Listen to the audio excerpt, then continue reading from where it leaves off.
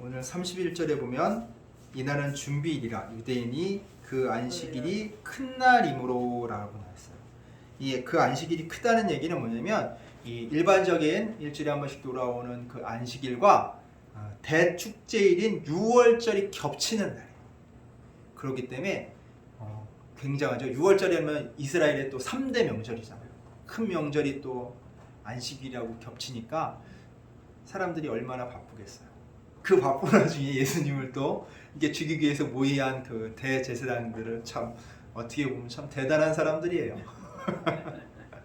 참 쓸데없는데 열심을 하는 사람들이라고 할 수 있겠죠. 근데 이러다 보니까 이들도 마음이 급한 거야.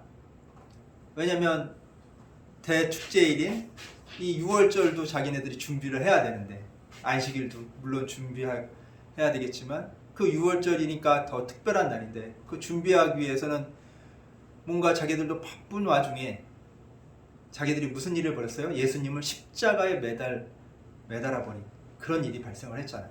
그러면 그들이 십자가에 매달아 놓고 빨리 이 일이 끝내기를 바라고 있는 거예요. 왜냐면 안식일 날 사람들이 성에서 지금 십자가 매달아 놓은 데가 잘 보이잖아요. 골고다 언덕이.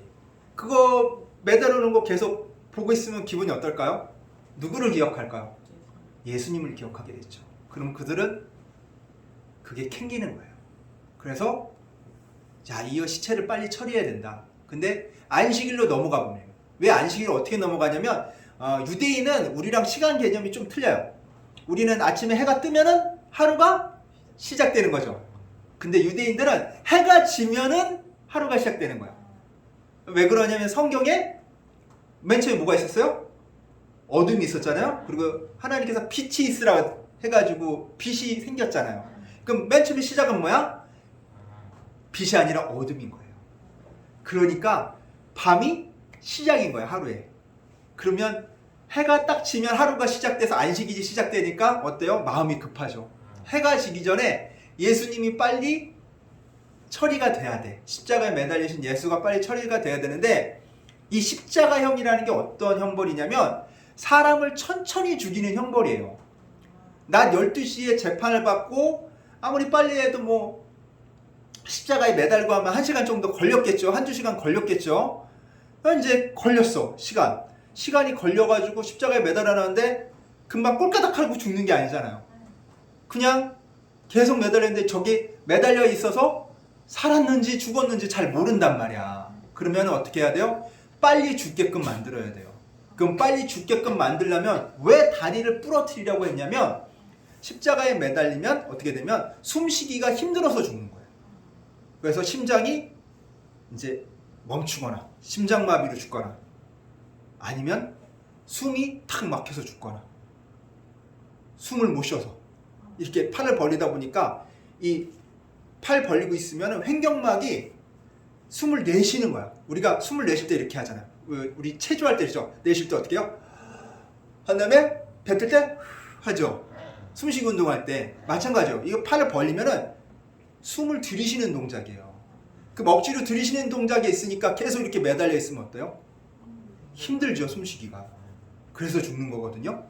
그러면 이렇게 버티고 있어야지 그래도 숨을 잘 쉴 수 있는데, 이게 몸무게 때문에 쑥 내려가면 숨쉬기가 더 힘들어서 어떻게 돼요? 더 빨리 죽는 거야. 그래서 뭐 하라는 거야? 다리를 부러뜨리는 거야.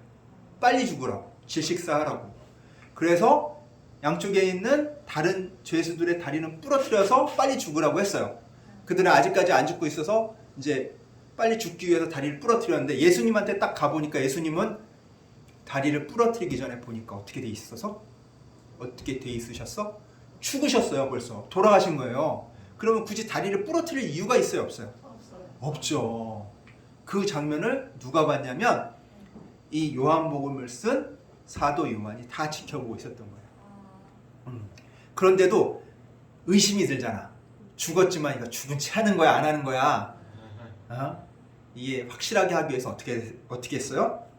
창으로 어디를 찔러? 옆구리를 찔렀다고 해요. 옆구리를 찌르니까 뭐가 같이 나와? 피만 나온 게 아니라 물도 같이. 사람이 죽으면 물이 생겨요. 피가 안 돌아서 피가 피하고 물하고 이제 그 분리가 돼요. 액체가 이렇게 분리가 돼요. 그러면은 피하고 물이 같이 쏟아진 거예요. 그게 뭐예요? 돌아가셨다는 거예요. 근데 이게 성경에 이미 예언이 되어 있을 때 이렇게 돌아가시는 게 예언이 되어 있었대요. 그래서 우리 한번 찾아볼까요? 자, 민수기 9장 12절 구약 210페이지에 있습니다. 누가 한번 찾아서 읽어주실래요? 민수기 9장 12절 210페이지에 있습니다. 구약. 아침까지 그것을 조금도 남겨두지 말며 그 뼈를 하나도 꺾지 말아서 유월절 모든 율례대로 지킬 것이니라. 아멘. 자, 이거 보면 유월절 규례예요. 그러니까 어떻게 보면 유월절 희생으로 바쳐진 어린 양을 먹는 규례인데 뼈를 꺾지 말라고 돼 있어요. 아, 그러면 어린 양 먹는 규례랑 예수님이랑 무슨 관련이 있어요? 이렇게 얘기할 수 있는데, 자, 아까 전에 뭐라고 했어요? 안식일이랑 뭐랑 겹쳤다고? 유월절이랑 겹쳤어요. 그럼 뭐야? 예수님이 성경 말씀대로 유월절 희생제물로 바쳐주셨는데, 유월절은 뭐냐면, 자, 문설주와 임방에 그 1년 된 어린 양의 피를 바르는 거야. 임방이 뭐냐면 이 문지방 이렇게 위에 넘어가는 거 있잖아요. 여기 이렇게 문지방 위에 바로 위에 있는 거.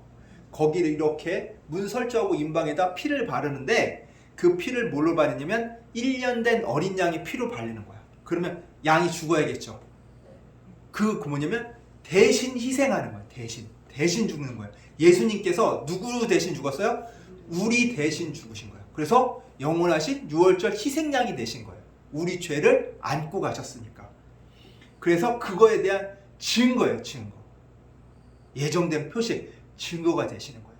그래서 민수기 9장 12절에 유월절 희생제물에 관한 먹는 규례가, 뼈를 꺾지 않았던 규례가 예수님에게 딱 어떻게 돼요? 겹치는 사건인 거예요. 그리고 또 뭐냐면 시편 34편 20절 말씀이 있어요. 시편 34편 20절 말씀. 자, 구약 826페이지에 있습니다. 누가 한번 읽어주실래요? 그 모든 뼈를 보호하시며 그 중에 하나도 꺾이지 아니하도다. 아멘. 이건 뭐냐면 하나님의 아들이라는 증거예요. 예수님이 그냥 단순히 유월절 희생제물이 아니라 하나님의 아들로서 유월절 희생제물이 되셨다는 것을 증거하는 거예요. 이렇게 성경 말씀이 이루어진 거예요. 그 증인이 누구냐? 바로 이 요한복음을 쓴 사도 요한이 자기가 증인이라고 명확하게 밝히고 있어요. 35절. 이를 본 자가 증언하였으니 그 증언이 참이라. 내가 이거 써서 내가 증언했다는 거예요. 그래서 이 사실을 예수님이 누구의 아들? 하나님의 아들로서 우리 죄를 위해서 희생하셨다는 것을 우리로 하여금 믿게 하기 위해서 이렇게 썼다는 거예요. 그게 중요한 거예요. 자, 그렇다면 또 이런 말이 있어요. 그러면 그것뿐이냐? 아니라는 거예요. 그들이 그 찌른 자를 보리라 라는 게 있어요. 37절에. 이거는 어디 나오냐면 스가랴 12장 10절 말씀. 그게 뭐냐면 그들이 그 찌른 바 그를 바라보고. 그 뭐예요? 그 상황이 이미 예전에 정확하게 찔렀잖아. 상으로 찌른 걸 바라봤잖아. 그걸 바라본 것을 정확하게 성경에서 어떻게 하고 있어요? 예언하고 있는 거예요. 마치 본 것처럼. 그럼 이 얘기는 뭐예요? 하나님께서 이미 예수 그리스도를 우리를 위해 우리 죄를 대신 짊어지고 가시게끔 예정이 되어 있었다는 거예요. 하나님의 계획 안에 있었다는 거예요. 하나님 뜻 안에 있었다는 것을 오늘 성경이 우리에게 말씀해주고 계신 거예요. 그리고 38절에 보면 아리마대 사람 요셉이라는 사람이 나와요. 아리마대 그 지방 출신의 요셉이라는 사람이 나오는데 이 요셉이라는 사람은 예수의 제자예요. 예수님의 제자인데 어떻게 해요? 나 예수님의 제자인 것을 드러내고 다니지 않고 예수님의 제자인 것을 숨기고 다녔대. 나 교회 다니는데 교회 다닌다 소리 일절 안 하는 거야. 회사나 직장이나 다른 사람들한테 교회 다니는 사람 1절 안 하니까 같이 교회 다니는 사람들만 알지 교회 안 다니는 사람 그 사람이 교회 다니는지 안 다니는지 아무도 모르는 거야. 그 사람이 교회 집사니 교회 장로인지 교회에서 주일학교 교사인지 아무도 모르고 있는 거예요. 그 사람이 절에 다니는지 교회 다니는지조차 1절 얘기를 안 하니까 교회에 대한 얘기, 하나님에 대한 얘기, 성경 얘기에 대한 게 아무 소리 안 하고 있으니까 사람들이 다 모르고 있었는데 이 사람이 예수님의 시체를 빌라도한테 달라고. 왜냐하면 시체를 안 달라고 그러면 그 양옆에 있는 죄수들과 함께 그냥 구덩이 같은 데 그냥 묻어버리는 거예요. 그러니까 예수님의 시체를 달라고 빌라도한테 가서 요구를 했어요. 그래서 빌라도가 시체를 내주게 되는데 그럼 이 요셉의 정체는 뭐냐? 마태복음에 보면은 27장 57절에 보면 부자래요. 부유한 사람, 부자래요. 그리고 마가복음 16장 43절에 보면 뭐라고 그러냐면 유대 자치기관인 사내들인의 공회의 의원이래요. 야, 국회의원이야, 국회의원. 부자고 국회의원이야. 그리고 누가복음에 보면은 뭐라고 하냐면 25장 50절에 보면 선하고 의로운 사람이래요. 국회의원인데 그냥 남 등쳐먹은 이런 사람이 아니라 진짜 착하고 나쁜 일 이런 거 그런 것들을 안 하고 좋은 일만 하는 의로운 일만 하는 진짜 괜찮은 사람이래요. 근데 이 사람이 평소에는 교회 다녔는데 교회 다닌다는 소리는 안 하는 사람이야. 그렇게 숨기고 다녔는데 예수님이 돌아가시자 뭔가 찔림이 있었나 봐. 내가 이 공회에서 예수님을 죽이려고 음모를 꾸밀 때 좀 더 죽기 살기를 각오하고 했더라면 예수님이 이렇게 돌아가셨을까? 그런 마음도 있었을 것 같아요. 내가 부자니까 조금 뇌물을 써서 빌라도한테 놔달라고 했으면 예수님이 이렇게 돌아가시지는 않았을 텐데 최소한 이 가장 고통스러운 십자가형은 면하지 않았을까 하는 그런 마음도 있었을지 몰라요. 굉장한 마음에 찔림이 있었던 것 같아요. 내가 그래도 제자인데 그동안 숨기고 살았지만 나한테 혹시 내가 예수 믿는다고 그러면 불이익을 당할까봐 다른 사람들한테 눈치 뵐까봐 그리고 또 사내들인 공회 의원인데 내 국회의원 자리도 쫓겨날까봐 있는 재산도 좀 뺏길 수도 있으니까 두려웠던 거예요. 근데 예수님이 돌아가시자 그는 마음이 변했어요. 양심의 가책이 왔어요. 내가 평소에 사람들한테 의로운 사람이라고 인정을 받았는데 진짜 중요한 일에서는 내가 나 자신의 이익을 위해서 그 일을 하지 못했구나. 그리고 그는 마음의 고침을 변화를 받고 담대하게 그동안 가졌던 그런 막연한 두려움을 떨쳐버리고 예수님의 제자인 사람들한테 드러낸 거예요. 빌라도가 물어봤을까? 왜 시체 가져가나? 제가 예수님이랑 관련이 있는 사람, 그 사람 제자입니다. 제발 내주십시오. 그러니까 빌라도도 죽이고 싶지 않았잖아요. 그러니까 순순히 내줬던 거예요. 그리고 그의 옆에는 한 명의 사람이 더 있었어요. 바로 니고데모도 공회의 의원인데 이 사람도 정말 의로운 사람이에요. 이 사람은 어떤 사람이었냐면 요한복음 3장 2절에 보면은 예수님을 찾아왔던 사람. 예수님이랑 대화를 했는데 거듭남에 대해서 대화를 했고 예수님의 말씀에 감명을 깊게 받았던 사람이에요. 그리고 그는 사내들인 공회의 의원으로서 그 공회에서 예수님을 자꾸 죽이려고 했을 때 소신이 있는 발언이에요. 야, 아무리 너희들이 그 사람이 죄를 지었다고 하지만 그 죄진 사람이 자기가 변명할 기회는 줘야 되지 않겠니?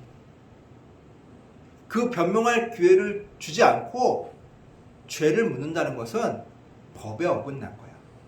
이렇게 소수 의견이지만 정말 올바른 소리를 했던 의로운 사람이었어요. 이 사람도 결국 어때요? 양심의 가책을 똑같이 받은 거야.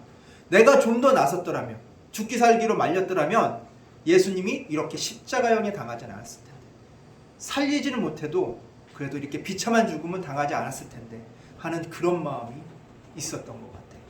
그래서 그는 뭘 가져오냐면 향품을 가져와요. 향품이 뭐냐면 모략과 여기 침향 섞은 것이라고 나와 있는데 사실 이건 잘못된 표현이에요. 침향은 동남아시아의 침향나무에서 나오는 그런 약재예요. 여기 나오는 약재인데 동남아시아에 있는 약재가 아니라 사실 이 성경에 보면 알로에예요. 알로에. 몰약과 알로에를 섞어 만든 거예요. 여러분 알로에 알죠? 네. 알로에 팩도 해보고 알로에 먹기도 하고 음료도 나오고 미끌미끌하고. 이게 뭐에 좋냐면 피부에 좋아. 화상당했을 때 발라도 좋고 피부가 이렇게 햇빛 받아가지고 이렇게 험을 막 벗겨주고 할 때 그때 발라도 좋고 이 피부에 엄청나게 좋은 게 알로에예요. 그리고 이 모략은 뭐냐면 모략은 안 쓰이는 데가 없는 약이야. 이 몰약은 이 맛이 써요. 쓴 약인데 이게 뭐냐면 상처 치료에도 쓰고, 그러니까 뭐 아프다 싶을 때면 몰약을 다 쓰는 거야. 그리고 몰약이 가장 많이 쓰였던 게 뭐냐면 염증 치료, 방부제로 많이 쓰였어요. 썩지 않게 하는 거예요. 자, 그러면 이 썩지 않게 하는 이런 방부 효과를 가지고 있는 이 모략하고 알로에하고 섞었으니까 어떻게 해요? 바르기가 좋아야 나빠요? 좋겠죠. 그거를 어디다 바르냐면 예수님 몸에 바르는 거예요. 우리가 십자가에 보면 예수님이 이렇게 팬티 비슷하게 이렇게 옷을 입고 있죠. 아래 중요한 부분이 가리고 있는데 그거는 잘못된 고증이에요. 원래 십자가형은 다 벗겼어요. 온몸을 발가벗겨서 하는 거예요. 그래서 예수님 발가벗겨진 상태고 그 몸에다가 깨끗이 씻은 다음에 자 침향이 아니죠. 모략과 알로에 섞인 이 향품을 바른 거예요. 그걸 몇 킬로를 갖고 왔냐면 여기 100리트라라고 돼 있는데 이 100리트라는 지금으로 따지면 약 34kg 정도 되는 거예요. 34kg니까 양이 어마어마하죠. 그럼 온몸에 어떻게 발라요? 치덕치덕 다 바를 수 있겠죠. 34kg니까. 그럼 조금 바르는 거 아니에요? 이렇게 생각할 수 있는데 왜 그렇게 치덕치덕하게 바르냐면 이 중동은 날씨가 어때요? 후덥지근하잖아요. 잘 상해요. 잘 썩어요. 그러면 시체가 얼마나 잘 부패를 하겠어요.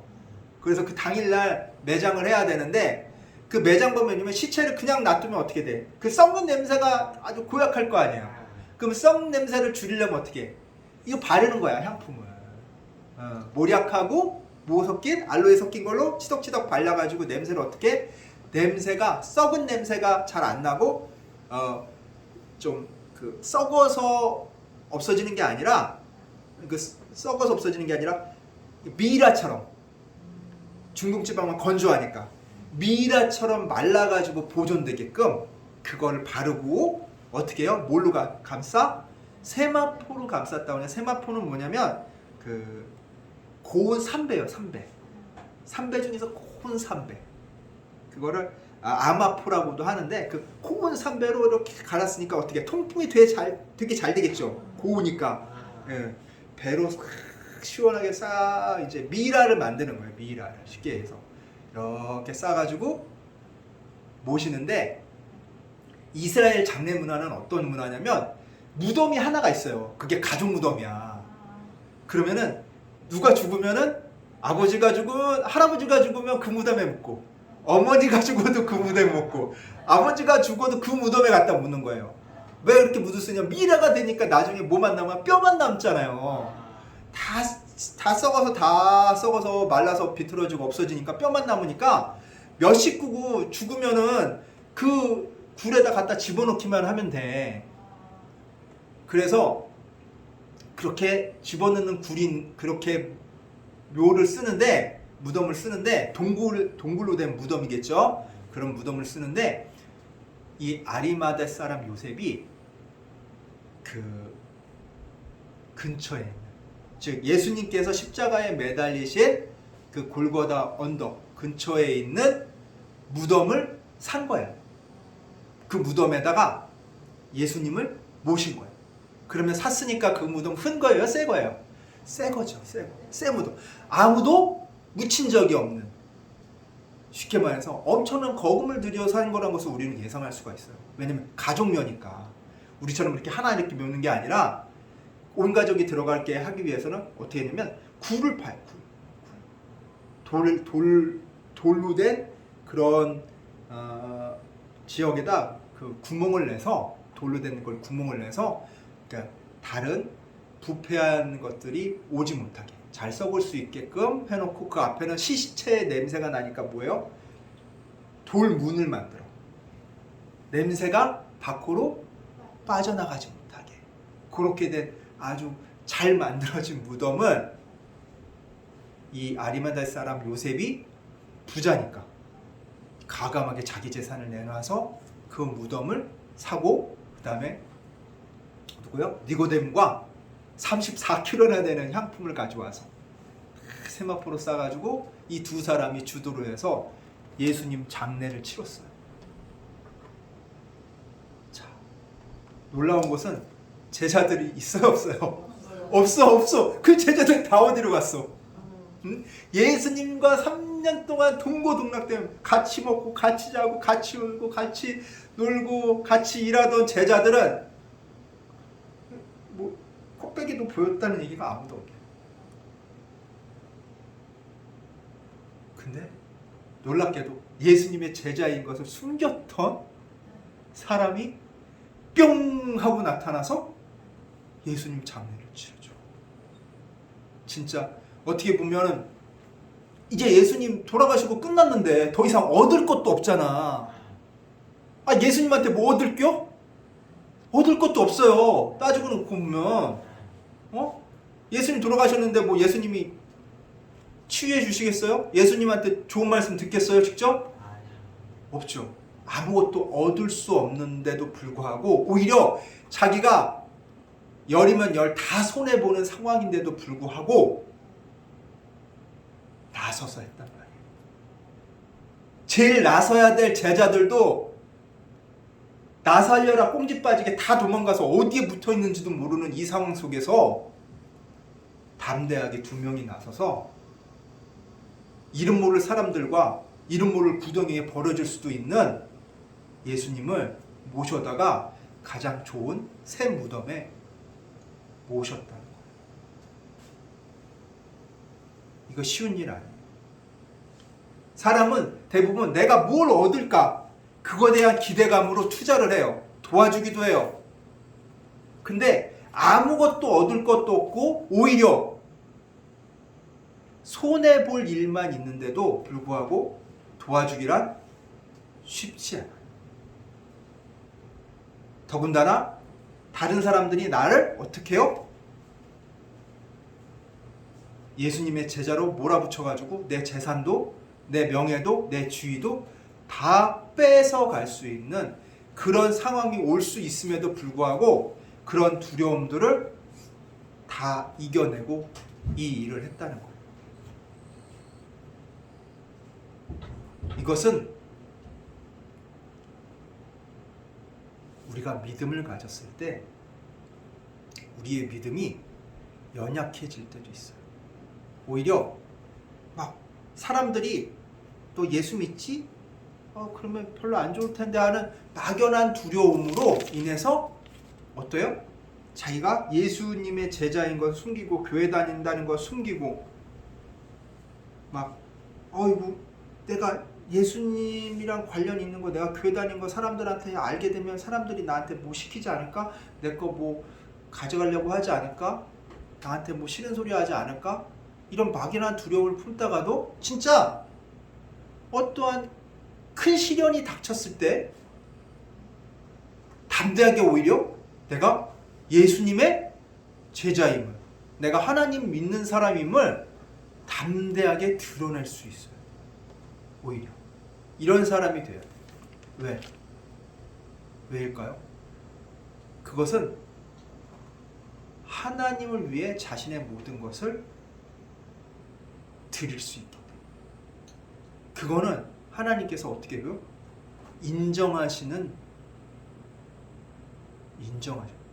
너가 나를 이제야 뭐 하는 줄 알아? 경외하는 줄 알아. 하나님이 인정하시는 사랑이에요. 아, 이 사람이 진짜 나 하나님을 정말 사랑하는구나. 진짜 예수님을 사랑하는구나. 그걸 통해서 아는 거예요. 내 모든 것을 걸고 주님의 일을 했을 때 주님이 인정한다는 거예요. 우리는 세상한테 인정받기 위해서는 너무나도 노력을 많이 해요. 그쵸? 공부도 열심히 하려고 그러고, 그 다음에 뭔가 사람들한테 칭찬받기 위해서 착한 일도 하려고 하고. 근데 이런 것들은 결국 진짜 하나님한테 인정받는 길이 아니라는 거예요. 진짜 하나님한테 인정받는 길은 세상 사람들이 뭐라 해도 누굴 따르는 거야? 하나님을 따르는 거예요. 그게 하나님이 인정하는 거예요. 아무리 내가 어렵고 힘들고 불편해도 그 순간 그래, 그래도 난 하나님 따르겠어. 이런 사람들을 하나님께서 인정하신다는 거예요. 이렇게 세상이 주는 막연한 두려움을 이겨내고 주님을 따르는 사람들이야말로 하나님께서 진짜 자신을 사랑하는 사람이라고 인정하는 사람이에요. 우리 사랑하는 주찬양교회 성도님들도 이렇게 하나님께 인정받는 사람 되길 원합니다. 연약할 수 있어요. 니고데모하고 여기 말한 이 아리마대 사람 요셉도 연약했어요. 그래 평소에는 예수님 따른다는 말조차 안 하고 다녔어. 근데 정말 필요한 순간, 결단해야 하는 순간 어떻게 했어요? 예수님을 따랐어요.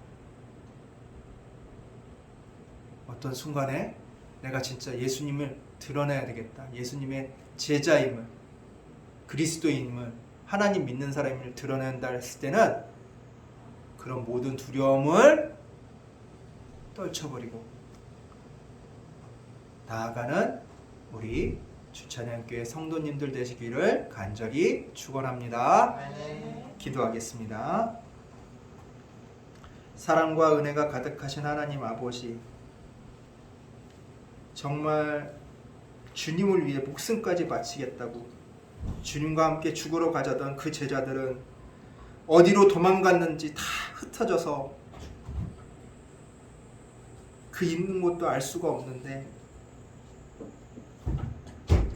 평소에 예수님의 제자임을 드러내지도 못하고 사람들 눈치만 보던 요셉과 니고데모는 정말 예수님의 그 손길이 필요했을 때, 예수님께서 그 사람들의 그 도움이 필요했을 때 그 도움을 외면하지 않고 본인들이 나서서 예수님의 시신을 찾아가는 그 담대한 용기를 보여줬습니다. 장례를 치르는 그 멋있는 용기를 보여줬습니다.